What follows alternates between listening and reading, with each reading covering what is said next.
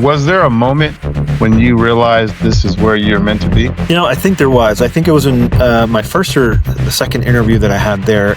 When I walked through the building or through the area, SPD, prep and pack and decontam, and there was a rhythm there, a sound that I felt like it was home. What do you feel this career has taught you about yourself when you look in retrospect? I was looking over that question. That's a hard one for me to answer. I don't know that it's probably allowed me to kind of discover who I am. How do you personally define what it means to be a sterile processing professional beyond the technical side? I think for most of us, it's an entry level job. So I think that really, when I look at an individual and I see like this drive in them, I kind of underline that with someone that wants to show up, be there, and want to keep learning. I think those are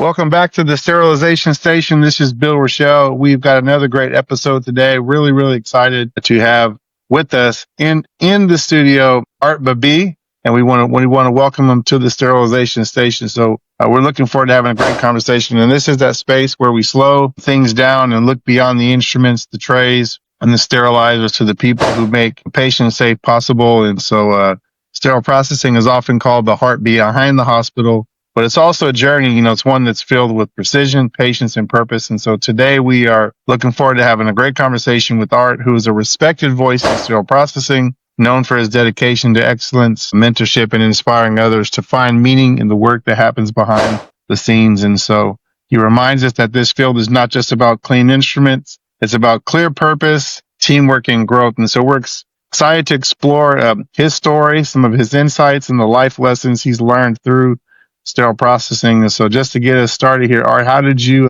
first get into sterile processing? Well, Bill, I appreciate the intro. It's really an honor to be on the podcast with you here today. So my journey is kind of interesting. I was a CNA for a long time, went to nursing school, and then as life happens, I ended up getting kind of swung into this role as a sterile processing technician. I remember working night shifts at a facility as a telemetry technician. So for those of you who don't know what that is, it's literally sat and watched monitors for 12 hours a day, and you'd observe these cardiac swiggles, and then if you had seen any issues, you'd report them out to your nurses. And every hospital has a telemetry unit. But anyways, I was doing that, and we'd had the scrub tech who had a friend who I worked with, and he would come up there all the time, and he'd talk about surgery and all these other things. And I had no idea what sterile processing was, and so somehow that conversation started there, and I found out that they had an opening, and he was like, "Dude, you should go apply." No clue what it is. Went down there, applied, had an interview. I absolutely loved the walkthrough. The walkthrough was absolutely phenomenal. And then I got denied the job. But now I knew what it was. I was definitely interested and curious. So I kept applying. I think the manager just got tired of looking at my resume and just finally said, "You know what, dude, we're just going to hire you." Because he was looking for certified employees. But because I've been with the with the hospital for over, 10 years, he's like, "Dude, this guy's solid. We're just going to hire him, teach him, and keep him." And so about a year after he hired me, I went to travel. So I've been on the road since 2018 and really have never looked back. I'm currently in a consultant role, and, that's got its challenges too, but really enjoy what I do. Yeah, that's amazing. Amazing journey. It's amazing how many people in sterile processing did not initially say after high school, "I think I want to be a sterile processor." It's like they kind of fall into it somewhere in school, say, "I'm going to do this while I'm learning," and then they just develop the passion for it. So really great to hear your journey and how you got into sterile processing. Was there a moment when you realized this is where you're meant to be? I think there was. I think it was in my first or the second interview that I had there. When I walked through the building or through the area, SPD, prep and pack and decontam, and there was a rhythm there, a sound that I felt like it was home. Later, much later, actually, probably not until just a couple of years ago, I don't know, it was a story my mom has always told me. I knew about it.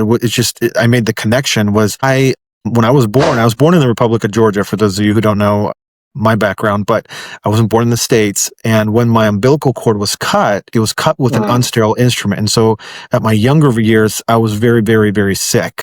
I think there was sepsis. I don't remember exactly all the things that were going on because of it. But point in fact was I found that out. And then now I'm in the sterile processing field. I'm like, wait, what? It almost feels like a calling and a place I need to be. And I've really, I don't know, that's put some meaning behind, I think, some of the things that I have been doing. So I've really enjoyed it. Yeah, that's really great. That's really great. What do you feel this career has taught you about yourself when you look in retrospect? I was looking over that question.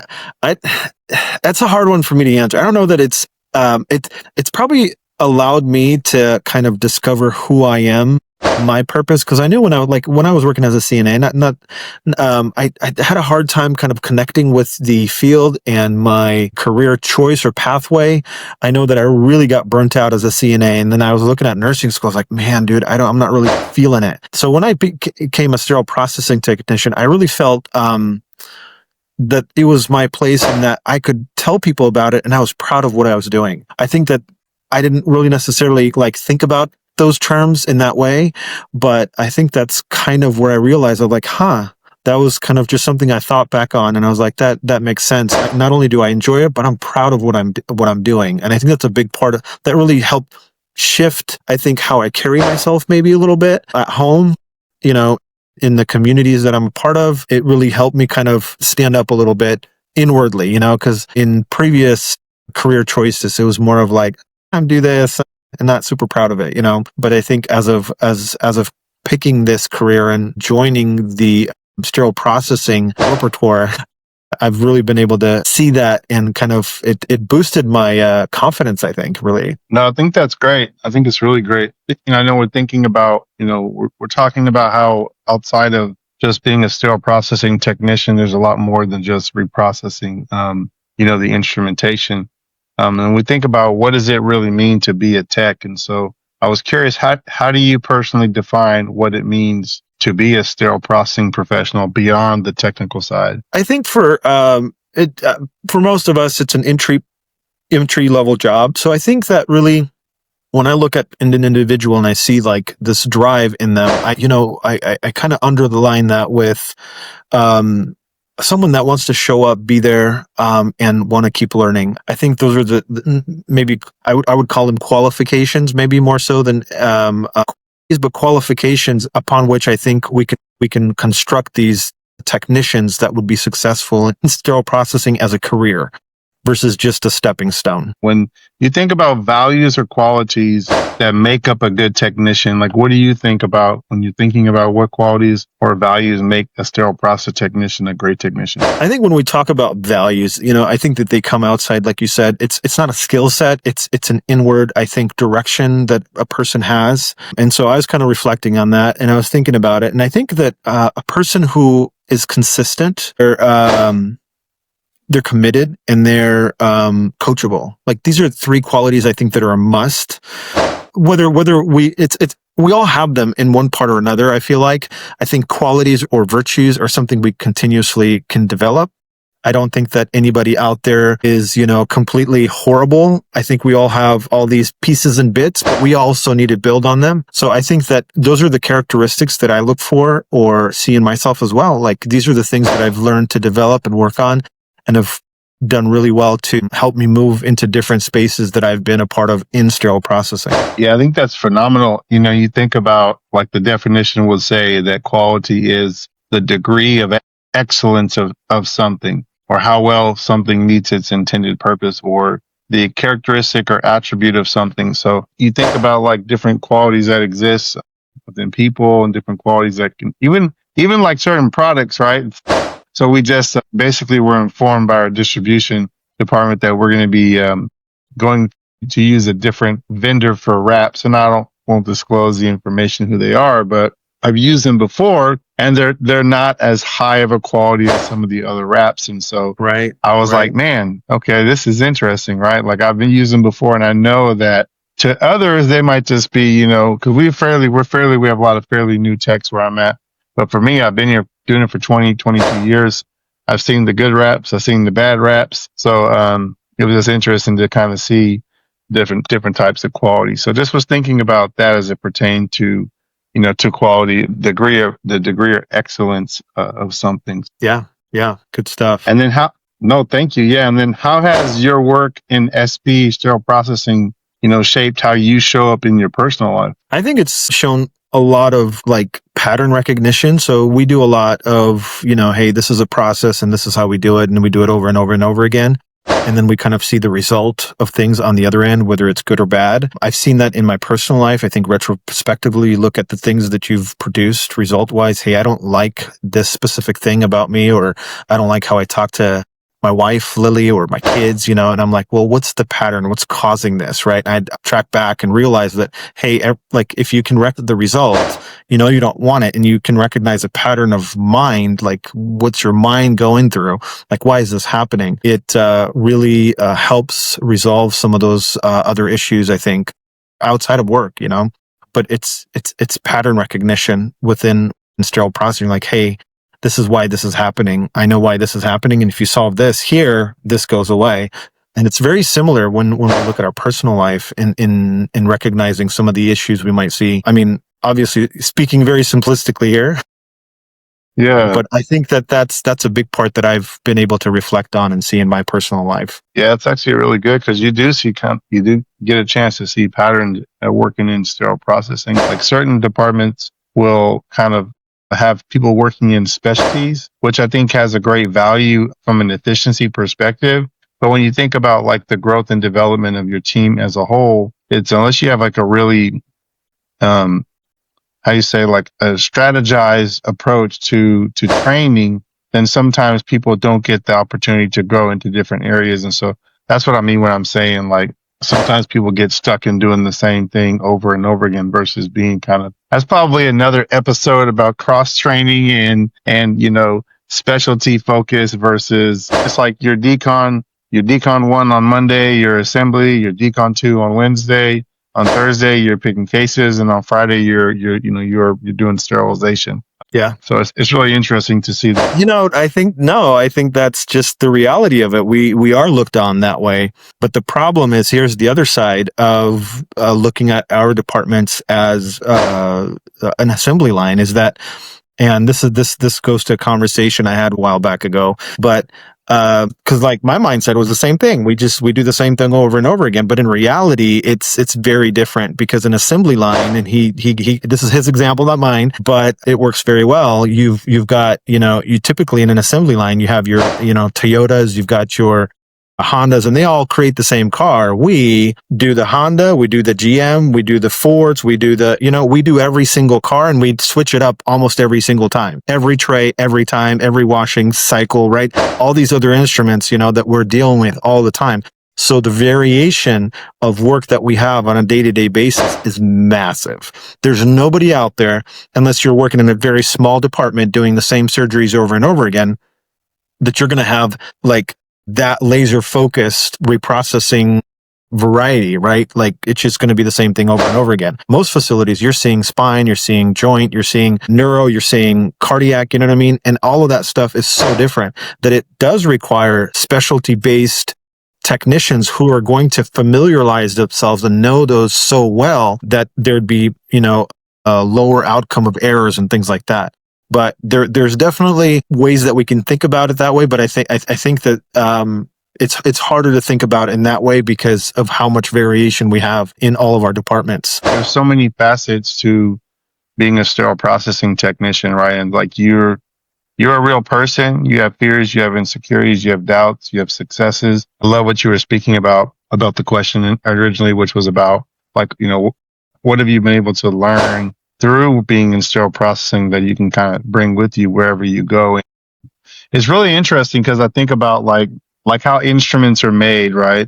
Like the whole process an instrument goes through, and relating that to like growth and development of the technician. It goes through like forging and casting and all these different pieces. Is tried in the fire, that they put it to the test. So it's interesting, like as a technician, like you go through the growth and development, and then the person that you are, you go home, right? And your significant others, they see you going through these different growth pains. And so I think that in some cases we don't really want to, bring it home. And it kind of leads to the next question, which is, the flow between work life and community. And we often hear, people say like, don't take your work home, but But is that really realistic in our field? I think about work a little bit differently, I think, than most people. First of all, I love what I do. I don't want to retire. I want to do it till they, close the lid on my casket, and I really want to be in it. So for me, work, home, I think it takes on a little bit of a different trajectory just because I feel like work is a part of who I am. Family is a part of who I am, right?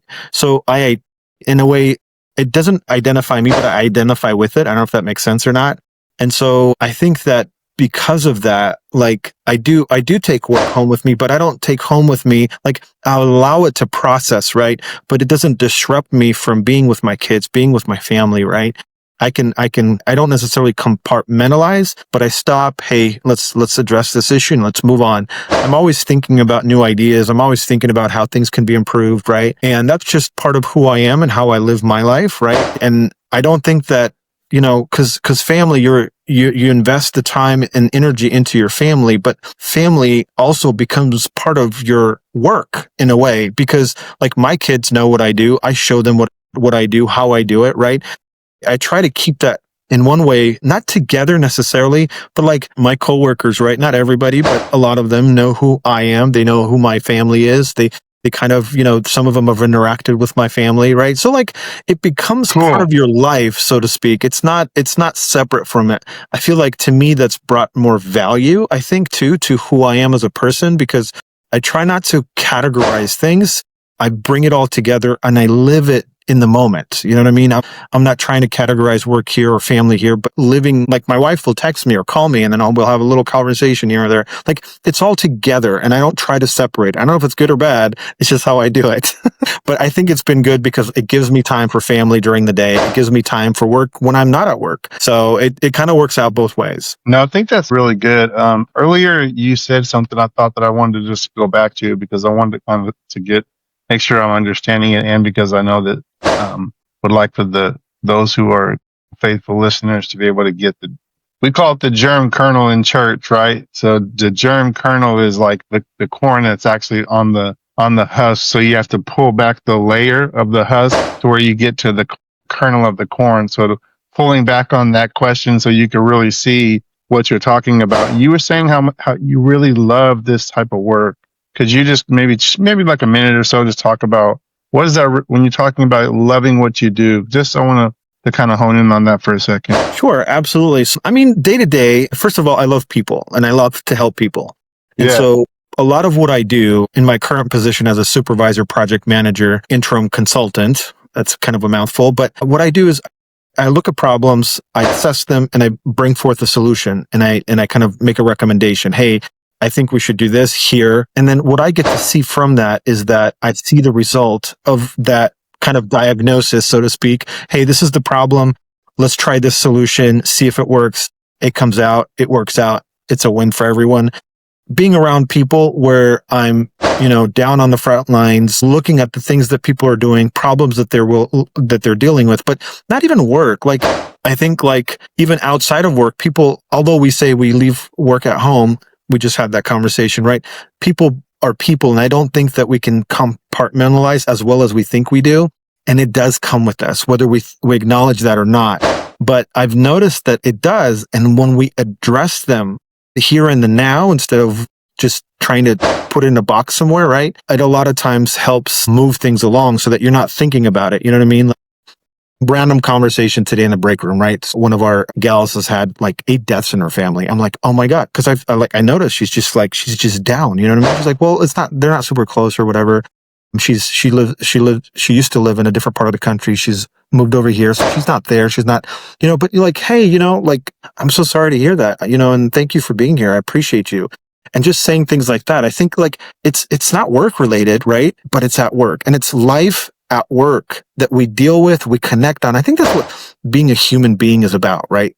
Yes, we have a process. We have things that we need to adhere to, and we need to make sure that it's doing it, because if it's not, OR is not running. And if OR is not running, money doesn't come. If money doesn't come, you don't get paid. So it's just kind of, what do you call it? Basic business 101 kind of thing, right? Like you have to be producing a certain amount of value to the organization in order for it to be able to pay you. Otherwise, it just does not work. But having said that, putting that aside, we're human and having that human connection at work. And that's what I do. Not only do I find the physical problem, that, hey, 1, 2, 3 step thing, but who am I working with? Where are they at? And how can we put them together so that they can use this solution well? Because you can have a great solution, but if the person whom you're working with isn't receiving and understanding how to implement that, it's not going to work. It might be the best thing since sliced bread, but it's not going to work because the people implementing haven't made that connection. And I think that's part of what I get to do that I really do enjoy doing. Yeah, I think that's really phenomenal because you're right. I mean, we're really people. We have experiences, exposures. Some It's not people, AI yet, Bill. It's not AI yet. that's right. That's right.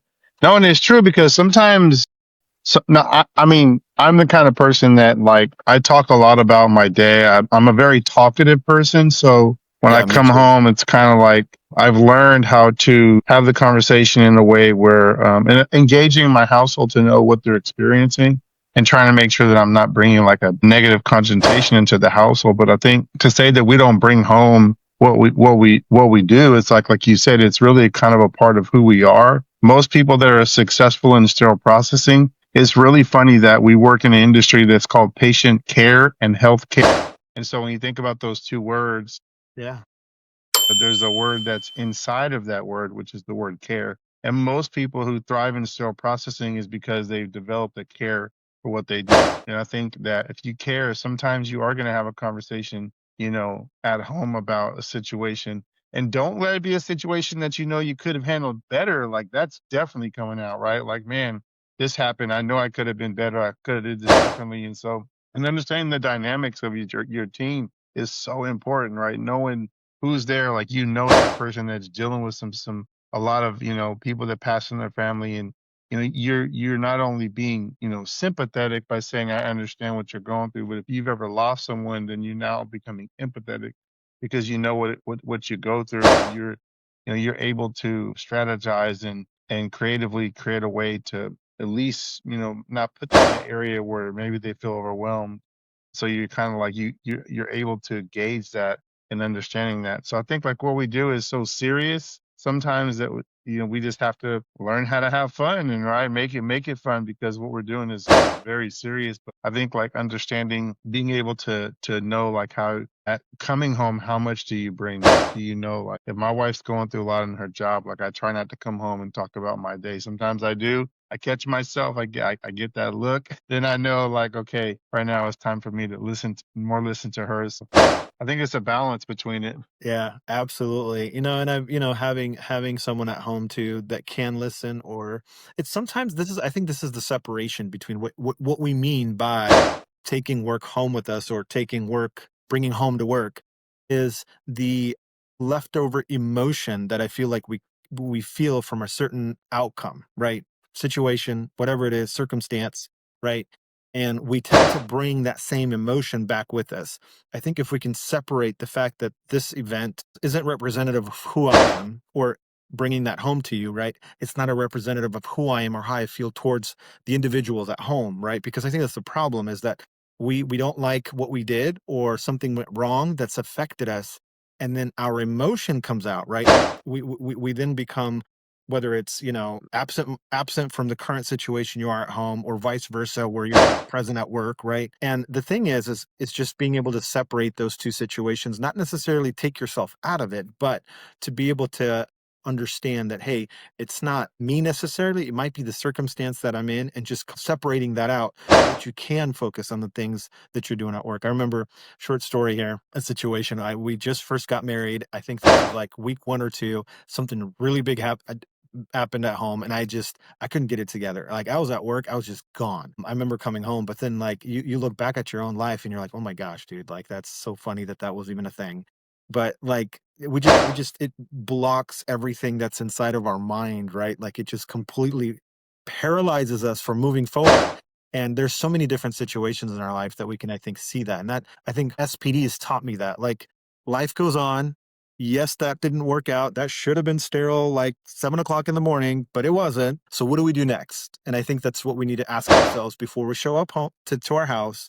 or before we come into work, hey, what do I do here? Right? What can I put where because we got to process, we're people, right? We have to process this. And sometimes it's, taking a day or two just to process. That definitely happens. Yeah, I think that's really good. No, I think that's excellent because it's so true that we have to know how to regroup ourselves while really making sure that the center is our emotional health, our physical health, our spiritual health, our mental health, and so then we think about connection and growth, right? And so how do we stay grounded when the job does get stressful or sometimes feels like Yeah. repetitive? Yeah. That reminds me of a situation where I was on a contract and I had a lot on me. I don't know about everyone, obviously, but I use a four-letter F word, faith. And I think that's really what's taken me through a lot of my rough times. There's a lot of, I think, growth in sterile processing just as a whole. I feel like we have a lot of things that we need to get done, but a lot of work that still needs to gradually kind of become. And so I think that when it becomes overwhelming, I definitely lean into that faith aspect of who I am and where I come from, and just take time to really bring that out in that way. But I think I'm gonna leave it there. No, that's good. I mean, yeah, I think your faith is so important, right? Or whatever you as the person that's listening in, whatever it is that you believe that you need to bring you peace, or sometimes you just need to talk to somebody, right? So you got leadership there, supervisors there should have that open door policy to be able to speak to their employees. I think that's why we like to do regular one-on-ones, just checking in just to see, really one-on-ones is the employee's time to really kind of share some things that they're working through or things that they need guidance on. But when you think about what's your version of a mental sterilizer, something that helps you to reset and refresh? So I'm a big, like, what I put in my mind, I produce mentality. You are what you eat. I guess maybe that's another another term we could use or Yeah. phrase. But I think that I'm a person, I listen to a lot of podcasts, listen to a lot of audiobooks, less now than I used to, but I think that those are the things that really help my mind kind of clean themselves out and really refocus. I had a really great clip today that I listened to, and it's by a pastor who created the largest church in, I think, Korea. I don't remember exactly the big number, but it was in the millions of how big his church was. And he was just talking about some of the things that I've personally taken on. And in this speech or clip, he was saying how we take on the responsibilities of God when God has said, I will provide that for you, right? And how when we do that, like that burden, we feel it, right? And so, anyways, that was kind of a clip from this morning, but just in general, I'm always listening to podcasts and different things like that because it helps me realize, first of all, the problem that I'm currently dealing with, someone else has dealt with, and that there's always a light at the end of the tunnel, meaning that this is this is a season, this is a time, and this too shall pass. Right? That's another common phrase that we use because hard times or good times, all these things come and go, but in it is to try to use that specific circumstance situation, whether it's good or bad, for personal growth and development to make sure that, my mind stays sharp, my mind stays clear and focused on the purpose and vision for where I want to be and whom I want to become. Yeah, that's really great because, I think podcasts are really important. There's so many good podcasts out there that can inspire you and motivate you. I know I try to incorporate a lot of positive empowerment, inspiration, motivation, because that's really what made me want to start this podcast was just there's lots of podcasts out there that are education strong. But I wanted to have something to you where you could tune in and hear the things that I know that I've experienced, like, toxicity, bad leadership, culture issues, short staff, mental health issues, like this. How do you separate, home from work? And so I think that's what I started this. That's why I call this Sterilization Station, an empowerment podcast of sterile processing to really empower the mindset, the heart, and just that things get better, things will get better, and that empowering them through these episodes. So I think podcasts are a great way for you to connect Yeah. and get encouragement. So Yep. that's really, really, Absolutely. really good. And then thinking about reflection and empowerment, actually moving into empowerment, if you could share one message with some other text about embracing their whole self, not just their work self, what would it be?